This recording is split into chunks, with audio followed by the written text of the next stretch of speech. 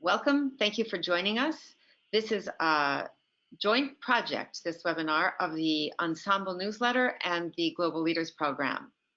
And as the editor and founder of the Ensemble newsletter, I appreciate your interest in this one particular topic that was the subject of an article in a recent issue by Denny Palmer Wolfe, a lead article that she wrote in conjunction with Chloe Klein of Community Music Works about the crucial issue of redefining excellence, redefining the attributes of excellence in a cultural and social world that is different from the traditional one for arts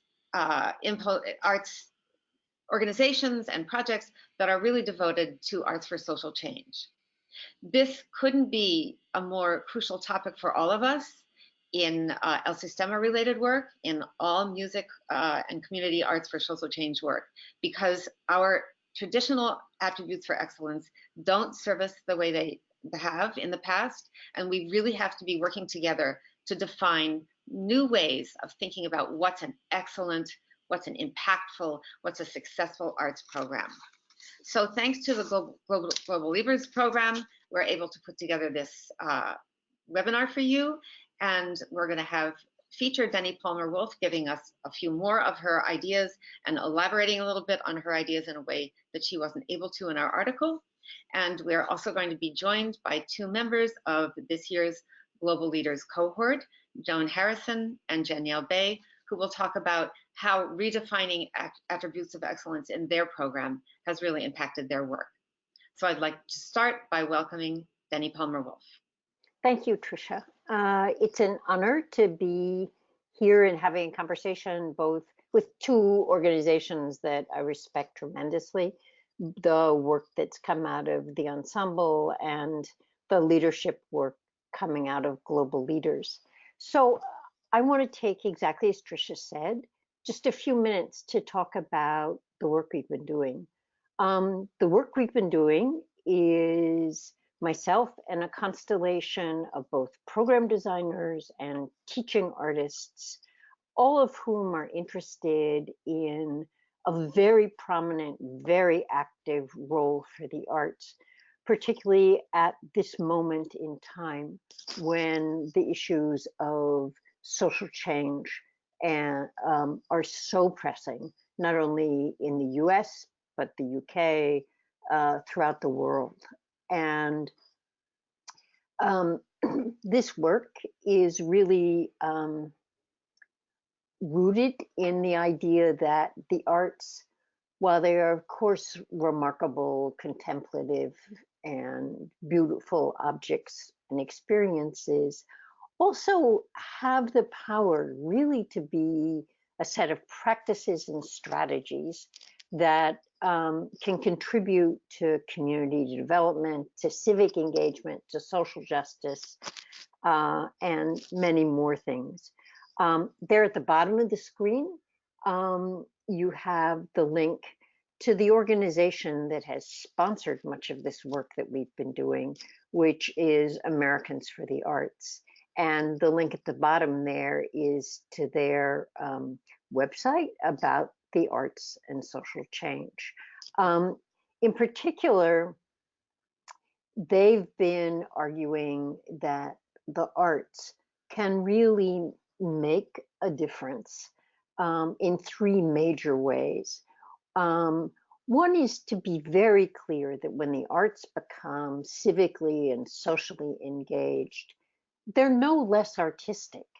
Oftentimes people think that when the arts become public messaging murals or when concerts seek to raise issues about social justice, that the artistic quality is lost or demoted or diminished. So the first point we want to make is no, absolutely not. It's enhanced, it's widened, and in many respects, it's deepened. The second thing is that in the Arts for Change framework, to really argue that we want to challenge the historical domination of Western aesthetic standards as the only way to make art, and to open up the arts, no matter where they take place, to including many ways in which human beings all over the globe make experiences that speak and carry powerful messages. And then finally, we want to harness the power of the arts for really training people's attention on issues that matter and that often go sort of undiscussed or unexplored. Issues of inequality, issues of racism and prejudice. But those are, in a sense, on the preventive or the darker side. But we also want to use the arts to raise up possibilities, acts of imagination, the ability of human beings to imagine and, in fact, create a different and a more inclusive future. So, as a part of this work, we many people, musicians, painters, dancers, theater people, have worked on this framework, and out of that framework have come a notion that when the arts are organized to really be a lever for change, these 11 attributes that you see up on your screen really come to characterize effective arts. So commitment, communal meaning, cultural integrity, disruption, these are all things that you find when the arts and the artists who make them, step forward and use the arts in those ways. Just to make this a lot more concrete, I want to just give you two examples. The first comes from last week in Brooklyn, where an activist orchestra, the Dream Unfinished, joined with the Brooklyn Public Library to create a 5-hour teach-in, which really explored the long-term consequences of the transatlantic slave trade, and in which music was really the carrier and, in a sense, the motivator in that. So the whole evening really was anchored by those kinds of socially engaged creative practices. So the evening opened with the anthem of James Weldon Johnson, which is really about "Till Victory is Won." All of the choices all evening long were informed by the desire to raise up those questions and those messages.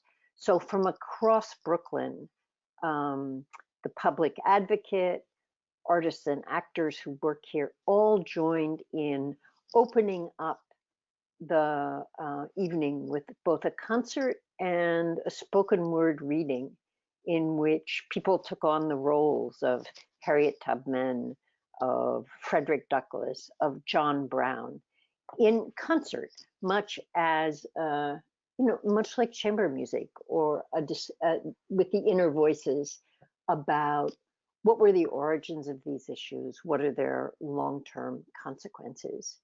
The event really brought out a huge crowd into the atrium and all of the separate rooms of the library, and brought together a cross-class, cross-race audience, and then ended with a whole choral singing with people on the balcony, in the wings, in the atrium,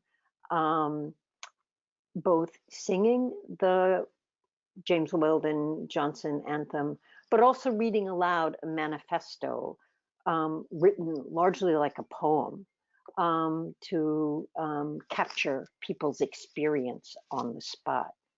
So the point here is that when you take Arts for Change very seriously, there is really no detail too small that it can't be influenced by the commitment to the fact that the arts can be a lever for change.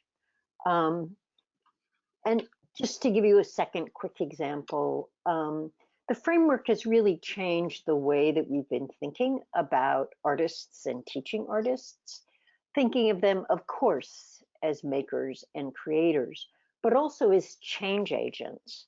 So really thinking not only about the, for instance, the artistic content that teaching artists bring into schools and after schools, but really thinking of them as people who are diversifying, at least in the US, who teaches and who young people see as individuals to learn from, and how they're also working to revolutionize what counts as a text worth studying, or what counts as a text worth creating, or the presence of those same people in hospitals, where they are really the helping medical professionals to be advocates not only for curing matters of physical health, but really thinking about the well-being of people who come to the hospital. So changing what the actual mission of a clinic or a public hospital is. So if you think about the Lullaby Project here in New York and across the world, the ways in which artists and teaching artists are really raising fundamental questions about a movement that would take us to well-being, not just physical health. So with that as background, let's move to the examples, the ways in which two very thoughtful and active leaders from the Global Leaders Program are doing work which really reflects this commitment to active change. So I don't know, Joan or Danielle, who's going first? Danielle, are you? Hi. Yeah. Okay. Let So me. Pedro was going to share my slides. He is going to show your Yes. slides? I am going to do that. Okay. Thank you, Pedro. So this is Danielle Bay. She is a member of the current Global Leaders Program, and she is currently this year working in Afghanistan as part of the Afghanistan National Institute for Music. And she's going to talk to us about what particular attribute for excellence she honors in the work that she does in Afghanistan. Welcome, Danielle. Thank you, Tricia. So my name is Danielle Bay, and I work as the piano faculty and distance learning and educational partnerships coordinator at the Afghanistan National Institute of Music. And before I get into a bit of our school background and what we do, I will be talking about cultural integrity and risk-taking as part of our work here, and give an example of what that looks like. So in our vision and mission, we really here exist as a safe haven and as not only a music school, but actually an integrated academic and music program for students from grade 4 to 14. And our mission is to assure musical rights for Afghan children and young people, and particularly to revive and preserve Afghan music traditions in the post-Taliban years. So our founder, Dr. Ahmad Sarmast, was an asylum seeker in Australia for many years before he decided to come back to Afghanistan in 2010 to start this music school. And he's the first Afghan to finish a PhD in musicology. And he focused his PhD on the thing of reviving and preserving Afghan music after the Taliban years, where music was banned. And so with that comes a lot of responsibility, because there is quite a lot of opposition in the society that we live in, and a lot of challenges that our students and our teachers face simply to make music and to learn music. So one of the things that we try to do through our orchestral program and our music program overall is to actually bridge ethnic divides where there have been ethnic divisions and conflicts between different groups in Afghanistan. and through our orchestral programs to raise a first generation of music leaders through our National Symphony Orchestra, our all-female Zora Orchestra, and the Afghan Youth Orchestra. So those are our young musicians exercising, I guess, their basic human right to express through music and through representing their communities what as musicians they can communicate to their world internationally, but also first of all in Afghanistan. And in promoting girls' education and gender equality, we're basically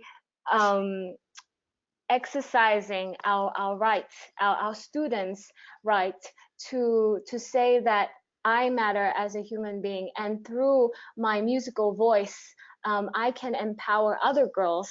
And that's what our Zora Orchestra has been doing through our international tours, as well as our presence in the local media. They're being a voice for other Afghan women and showing the potential and the possibility for young women to stand up for their rights and to pursue an education and even a music education. And finally, part of what we do is to train future music educators. So one of the subjects that I'm working on and creating curriculum for with other colleagues is music pedagogy, and that's training the senior students from grade 13 to 14 in music pedagogy practices, but also challenging them to think about their context and what it means to be a first generation of music educators here in Afghanistan following the years of the Taliban, and through that leading cultural diplomacy between their country and the international community, and hopefully showing a different side and a different face of Afghanistan. So going to an example of a combination of exercising cultural integrity and risk-taking in our work is our gala concert this year that was held in February. And we had quite a special theme this year of reconciliation through music in Afghanistan, because we were celebrating in August the 100th year independence of the country. And even though the country is still in war and conflict, we as an institute representing students representing many different tribes and backgrounds, we wanted to create a sort of musical map of Afghanistan and the different regions of this country that actually have very rich musical and cultural, artistic traditions and heritage. So in the winter time, in the winter months, we got together musicians from Herat, from Mazar-e Sharif, from Jalalabad, from Bamiyan, different parts of Afghanistan representing different groups or ethnicities, to come together and share their music and create a joint concert program and collaborative program where they showcase their music from the different parts that they are from. And not only that, we commissioned two of our senior students who are youth conductors of the National Symphony Orchestra and the Afghan Youth Orchestra. We commissioned them to compose and arrange Afghan folk music that are from these different parts and different groups of the country, and to make a kind of symphony medley. And as that music was being played by the symphony orchestra and then by different smaller Afghan ensembles, there was a big projector showing the different sceneries and depictions of the local life and art on a big screen behind the musicians. So it was a very it was a very multi artistic performance, and that is representative of our work in the Institute, because we really want our students to not only learn about Western music traditions, but first of all, their own music traditions, which actually many Afghans don't even know about, following so many years of war and destruction of instruments, and where, you know, musicians had their lives threatened and they had to leave the country. And so in that concert, there were many local families and community members who attended and were able to see that, wow, Afghanistan does have all these. We have the Afghan rubab, we have the dilruba, we have all these amazing instruments that are being showcased here. And more powerfully, it is also being showcased alongside Western instruments. And so in our orchestras, you will see a lineup. Yeah, you can go to the next slide. Thank you, Pedro. In our orchestras, you can see all the traditional orchestral instruments, as well as the sitar and the rubab and the dol and all these Afghan instruments as well. And so the arrangements of the folk music and the fusion music is really a depiction of the possibility of Afghan music being played by the cello and the violin and the clarinet.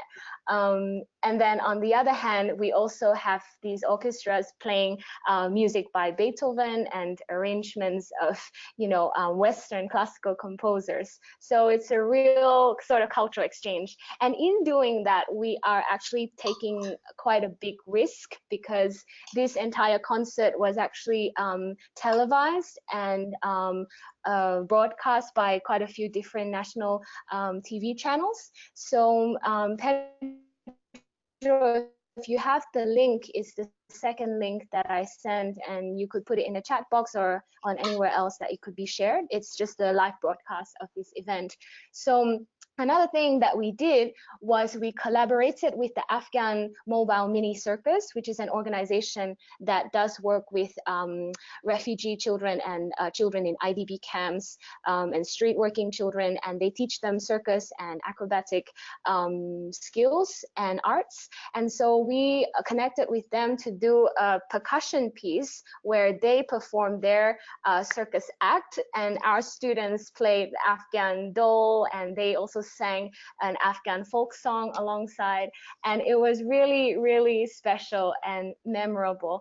And it was an act of risk-taking through our art and combining different art forms to make a statement that as artists in Afghan society, we can challenge the social norms, but in a way that is respectful to the local community, in a way that is honoring to the local music traditions, and actually highlighting that we have all this, but then we can make it more with a new way of doing things, and through fusing together different art forms and creating an element also of surprise, and in that way kind of throwing out provoking questions in the minds and the hearts of our audiences about the possibilities of art and what it can say to the community, and the positive message that it can say about our young people, and that they from different tribes and different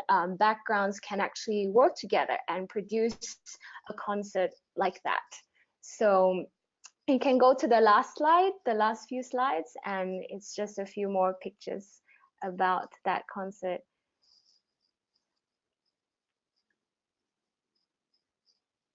Yeah, and just a final point is I started to think, what is our role as teaching artists in a place like this? How can we create a space where the students feel free enough? Because outside our walls, they may not be as free. Many of our students cannot even bring an instrument home because it would raise questions, and their neighbors might find fault with them simply for doing music.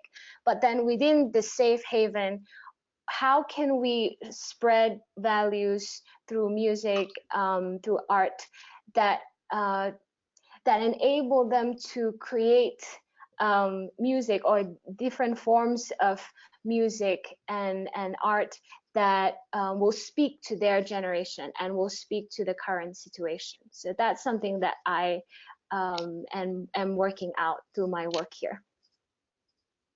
Thank you. Danielle, thank you so much for that really beautiful and moving presentation. about cultural integrity and risk-taking in what is really, I would say, a uniquely high-stakes environment. And you're doing it so beautifully and so thoroughly. And I think it's a reminder to all of us that indeed arts for social change is a very high-stakes activity and can powerfully impact the lives of the people that it touches. So thank you very much for that. We're now going to move to Joan Harrison. Joan, are you there? Here. There you go. Did my PowerPoint come through? Joan, Yes. it did not. Oh, So let's When move. did we transfer? I didn't receive. I haven't received it yet. Joan, Unfortunately. would you be able to sort of wing it and give us something without the PowerPoint? But I kind of need to see, let's see if there's a way, is there a way that I can both see my PowerPoint and be? I think so. To put it on your desktop, you mean? Yeah. Yes. Yeah, see if you can do that. Figure out there, you probably can't see me, but can you hear me? Yeah. Yes, yes. Yes. Okay. So can I do it audio this way? I think it's probably best for now. Okay. So wait a minute. Joan, can you get it onto your screen so that you could see it, so that it's on one side of your screen so you could see it and we could see you also? I'm on a tablet and I'm not sure how to do it on this. That's I don't know. outlet to that. That's why we wanted to show her That's why presentation. Yeah, I was one of those when my computer died this summer. I was advised, oh, just get this tablet. You won't need a computer anymore. And I am finding that there are things that are different. So I'm going, if you don't mind, I will present what I wanted to say, and perhaps when we figure out a way to get the PowerPoint, it can be added or as an attachment. Is that possible? Yes, that's possible. Okay, fabulous. Great. So They're all yours. first of all, thank you for inviting me to this.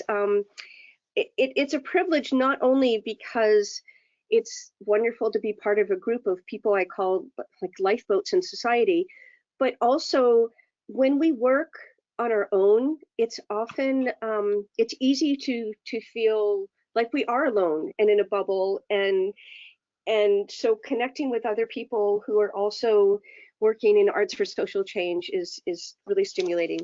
So I just wanted to spend a few minutes talking about how my program started. It's called Capital Strings and Voices Collective. And our tagline is building community through the arts.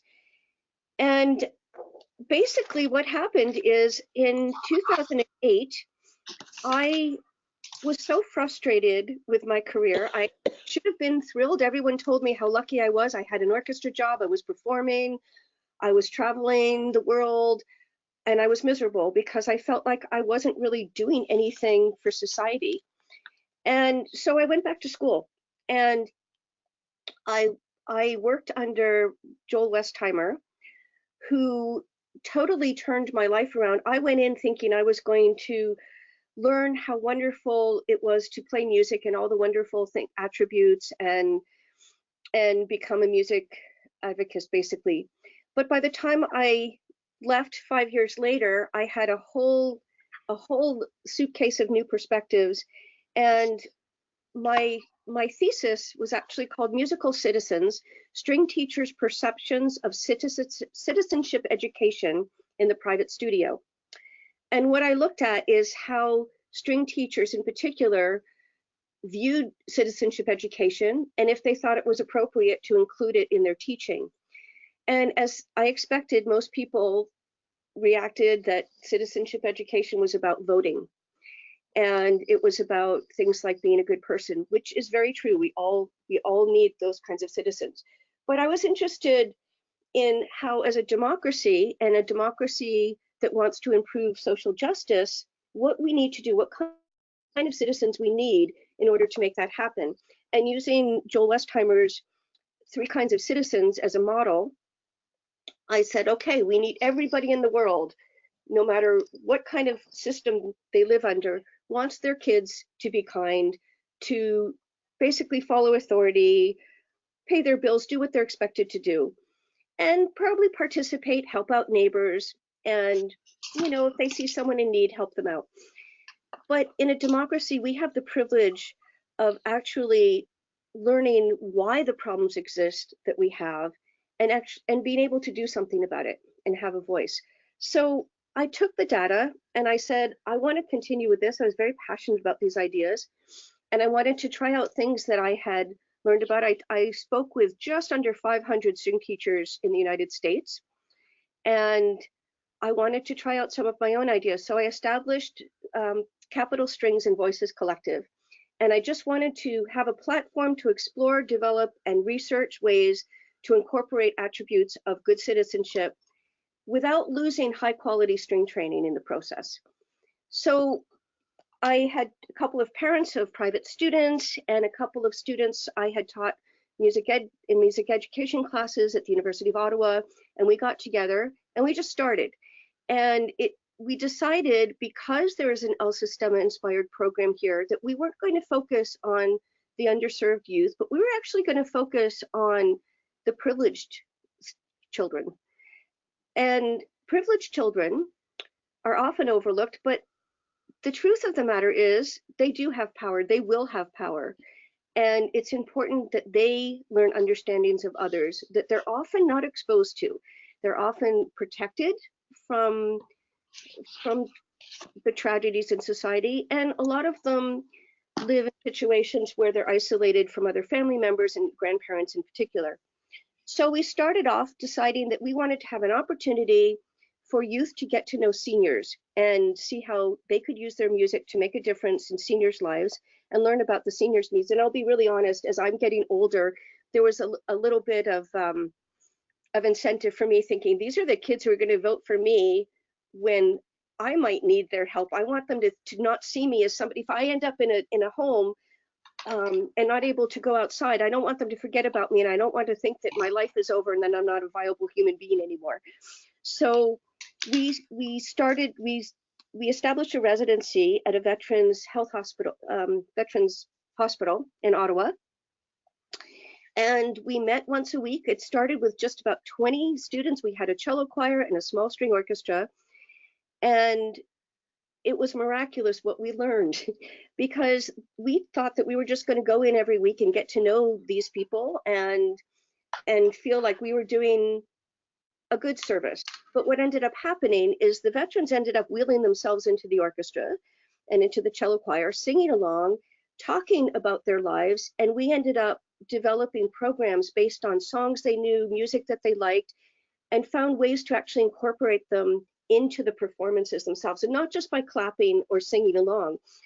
I wrote parts for them. So we would do a tango, and then on certain beats, I would conduct them, and they would have instruments that they would play. And we had workshops where we would make the instruments with them. So it started out with one thing, and it quickly morphed into another.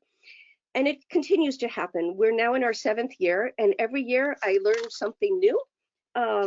We try very hard in awareness of emergence theory to go where things take us depending on the participants that year.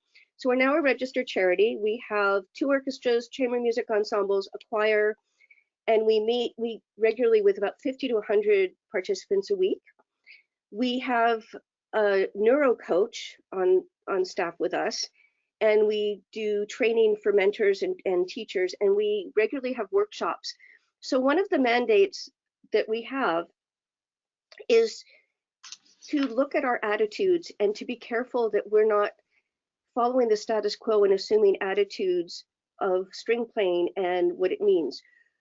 When I first started in my career, it was quickly evident that if I was going to be a Suzuki teacher, I wasn't going to be taken seriously as a performer. If I was going to be a performer, I better only play classical music and not do fiddling or jazz or anything like that. So we're very careful, even though that is changing. In the professional world, it's still, we don't see it so much. So we have workshops in fiddle, Latin dance, Baroque dance, Indigenous dance, orchestral playing, singing, how to work with seniors, And we've done some projects. For instance, our most recent one, we had some kids come together with seniors, learn to knit. The seniors would help the kids learn, the kids helped the seniors, and we knit sweaters for penguins in New Zealand, which also gave us the opportunity to talk about oil spills and what happens. So we also were given a government grant to produce the Ottawa Touch Quilt Project, where we spent a year making quilts on Sunday afternoons for people who suffer anxiety due to dementia. And I point that out because in one of the talks in the Global Leaders Program, somebody mentioned how it's very easy to start getting carried away into where are the grants, where are the programs where we can get funding. And we started doing that. And then we became overloaded. So we're handing all of our equipment in that project off to another group so we can focus on music.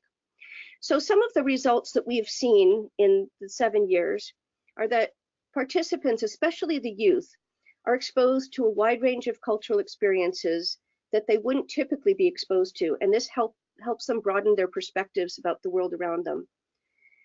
Through shared activities with common goals, the participants become aware of unfamiliar elements in their society. They learn to work together.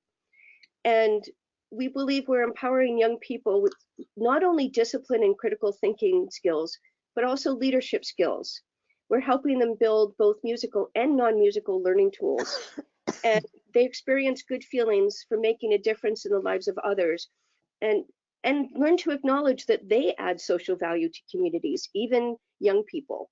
We want them to get into the habit that they have a voice, that they are powerful. And ultimately, we believe when people do together, they learn to, quote, behave together, which can mean many things. So I wanted to talk a little bit about what inspires and informs our curriculum. And this is where some of the stickiness and the cultural responsibility really comes into play. So my studies were really focused on citizenship education. What does it take in a democracy to have a socially just society? And Campbell and Martin pointed out, citizens are made, not born. I believe we become what we practice. It's just like in teaching music, we say what we practice is what becomes permanent. Farah Darling and it mentions 2001, discussions and projects that challenge the status quo are important in order to come closer to achieving democratic ideals, including equity, equality, inclusion, diversity, and critical mindedness.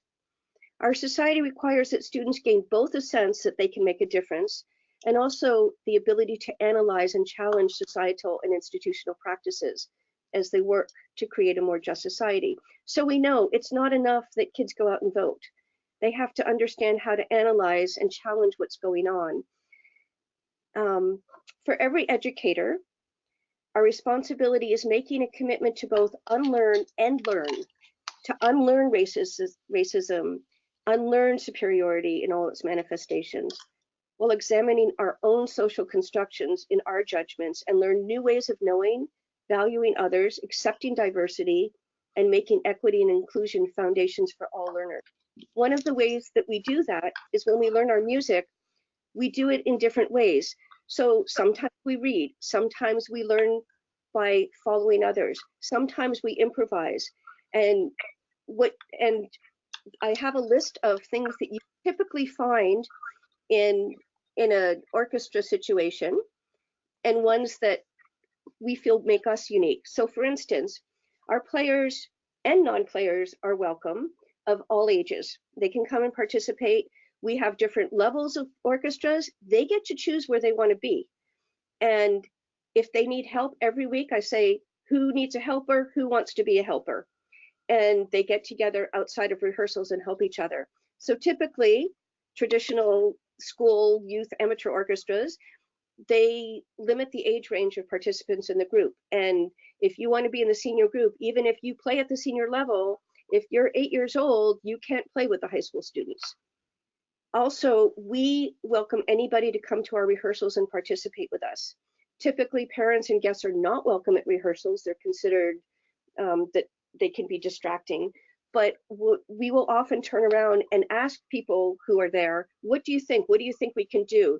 Does this remind you of something? Do you have an experience you want to share about if whatever we're happy to be talking about at the time? We stop and talk about the cultural context associated with different pieces we play. We talk, if we're playing Vivaldi, we talk about who get, do the girls and boys at that time get to play? What instruments were acceptable? Why? Whose music was heard? We also do different genres of music. We don't stick to the European classical canon or pops music. We add music from different countries, different cultures. We try really hard to bring people in because of the tensions of delivering material that is not from our own culture.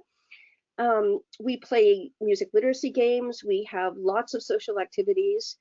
And one of the things that is very different is the participants choose each semester what they want to focus on. So sometimes they'll say we want to do lots of performances. Sometimes they say we want to do a lot of sight reading. Sometimes it's a lot of games. They decide the rules of behavior. What is acceptable? How many misses can you have before we're all affected by it? And when things come up, we discuss it. One time we had a member with a brain tumor. And this was one of our biggest challenges because the wife of this man, he was an adult, and the wife was saying this was the highlight of his week, but he would come into rehearsals and he wasn't functioning on a level where he could really play the music. He used to be a fine violinist, and he didn't stop talking. And we had to discuss, how do we handle this? What's more important to us? And we came together and found a solution that worked for everybody. We also are what I call conductor free.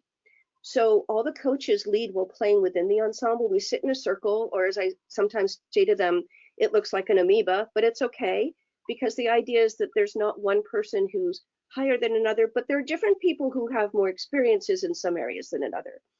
So we all lead, we all practice following. And another unique aspect about it, which really just has to do with the people who are around, is we incorporate yoga, body mapping, Zed Health performance solutions in our rehearsals. And in particular, body mapping and Zed Health performance solutions, those are used by top athletes. And we find that instant changes can happen with performances when we say, okay, instead of practicing more, if something didn't work, what in your body has to change to make it work? So what happens is, go fast. Joanne? I'm sorry, yes. It's really elucidating to learn about actual practice, and we're very thankful to hear about this because it helps us paint the picture better. What questions, perhaps before opening it up to a discussion around these themes, could you leave us with some questions that this work is raising for yourself? Yes. So the stickiness in particular, this is a very sticky area to be in, because how do you convince the stakeholders, the parents, the participants, the financial supporters, that providing more than just instrumental training is a critical part of music education? And asking participants to question social norms can make people very uncomfortable. What we're trying to get our participants to think about may not be aligned with what their families are talking about at home. The realization that the status quo is actually very beneficial to some, while unjust to others. And when we're talking to people of privilege in particular, who might not want to change the status quo, we have to tread very lightly around that. Joan? Yes. I'm going to just pause for now and thank you for your wonderful presentation, which has reminded us all of many kinds of different attributes of excellence, including intergenerational, intercultural, audience participation, all of those wonderful sort of counter-establishment practices that you've been developing in your work. And I'd love to ask Denny, having heard both of those inspiring presentations, I wonder if you could say a little bit about maybe kicking off from Joan's last question. What do you, and I think that many of our listeners are going to be particularly interested in this, when you are in a field that has very strongly established attributes of excellence and strong traditions of that, you're certainly going to run into resistance from some factor or other if your organization decides it wants to go a different way. And I wonder if you have any words of wisdom for how to proceed when that happens, how to redefine what you're doing and redefine what you value, and at the same time bring along all of your stakeholders. We do have a lot of discussion in, we're actually in the process of building a new website that's going to have articles to read. And I try very hard not to say, I believe this, you have to believe this. It's more about opening up a lot of questioning. So in our rehearsals, there are some things that are factual, say like, yes, girls weren't allowed to play the cello unless it was side saddle when girls started first playing the cello. But other things will say, is it okay that we're doing this? What does it feel like? Does it feel different to play music and then dance to the same music, learn about the culture? We ask questions. Thank you. Basically, it's growing every year, mostly by word of mouth. People who are enjoying it, and in our concerts, we make sure that they're very high quality as well. Beautiful. Denny, do you have thoughts to add to that, about that big question? Yeah. Two thoughts, or maybe 2.5. But just one sort of tiny moment from Till Victory is Won the other night with the activist orchestra. Un Lee, who is the director of that orchestra, introduced them, and then she said to the audience, you know, we hope you enjoy. And then she stopped herself and she said, no, we want you to do more than enjoy.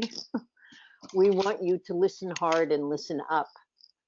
So, you know, there is a tiny moment at which an organization takes the most basic habits and inflects them. So I think really thinking about what I said before, sort of no detail too small, to carry the message and to claim that because this is work where the arts are joined shoulder to shoulder with social change issues, there is no loss. And to point out to audiences the ways in which this is an enrichment, a both and. That's one thing. And I think discovering for ourselves, and you know, Danielle and also Joan have both pointed out the 100 small occasions there are to do that, and seizing them, never letting them slip out of your hands. The second is, I think, other forms of education. So one is youth orchestras, Sistema orchestras, whatever, that part of the definition of musicianship really has to be those young people taking charge, speaking. So when there's a winter concert, there'll be thousands of them coming up in just weeks. Who are the young people who who step to the front of the stage and say, this is the piece we're playing, this is the way we made the choice, this is what we'd like you to listen. And then the third thing is, I think we desperately need to rethink conservatory training. I mean, most of the people I know, I don't know, Joan, Janielle, what's true for you, but made these discoveries when they came out, when they were unshackled from conservatory. Which is not to say that those extraordinary musicianship skills aren't important. They are what you have to give to the cause. But there are other skills. There's interrogation, there's research, there's speaking truth to power, there's refusing when you write a grant proposal to describe your community only in terms of its deficits and its needs. So lots and lots of things that people really need as conservatory students or as youth orchestra students. So let me stop there. Well, ultimately, what I tell the students is all this stuff that we talk about is all fine. It's intellectual discussion. But perhaps the most important thing that we can try to instill with our students is just to be kind. That probably is going to have the most social impact of all. And that is something that I did not find in conservatory. A lot of conservatory training is about how do you attack each other? How do you push one person down so you get ahead? That we have to stop. Danielle, do you have any final thoughts about that question?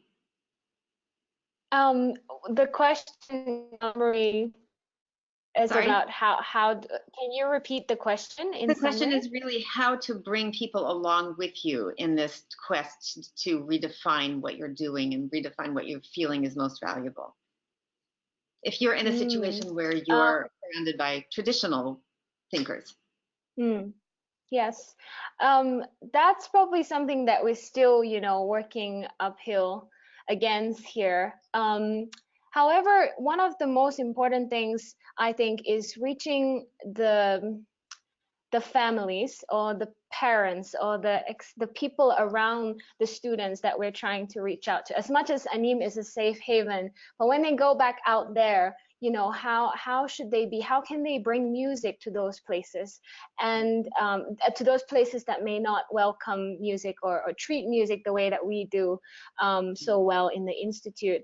And I think that's something we're still grappling with, but ultimately, like what Joan was saying, it's actually the values, the kind of life principles that we as music educators or teaching artists pass on to our students, that even if a girl by the age of 15 has to be pulled out of the school, which we have many of those cases because they're 15, and pulled out of the school by their families, and we wonder how much could music have impacted their lives. But if we focus our teaching not just on them being really good at musicianship or really good at piano, but on them creating music or creating song or creating something meaningful that expresses their emotion, that expresses their pain, maybe that is something that would touch their sisters or their brothers or their grandparents.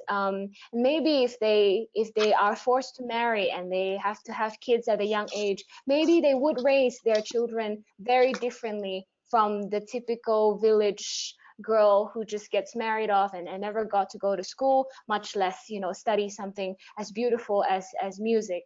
So for me now, I always remind myself, yeah, I'm not just here to teach music.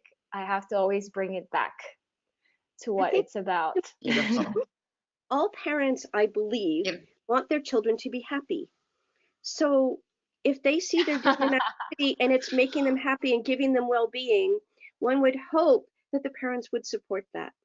Right. Yeah. I want to finish up by asking Danny one last quick question about the 11 attributes of excellence that for Arts for Change that is in the publication that you showed in the beginning of your slide. Yep. There are 11 and not 12. So just wondered why you left out the 12. That's an invitation. That's what I thought. It's not complete. Right. So one of the ones I often think about, I don't know exactly how you'd phrase it, but particularly in the context of music, is how would you get this idea of listening intently?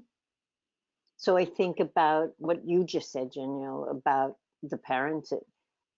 What is it that girls learn in being musicians that they can listen to the traditional values of their families and to their own internal, but give them both dignity? So, I mean, I think, music has that, and I think it doesn't always claim the extraordinary power of, generous listening, not just attending, but generous listening. Yeah.